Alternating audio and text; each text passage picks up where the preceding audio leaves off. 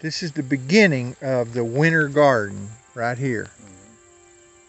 As you can see your seed right here, and you see from the video that I did earlier that I did it in no-till, and I did it in here in an area where I killed the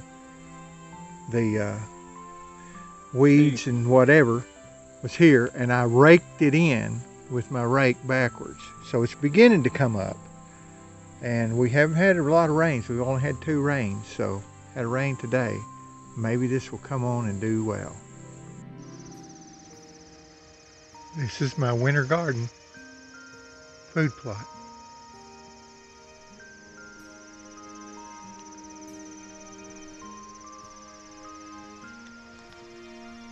It's coming along.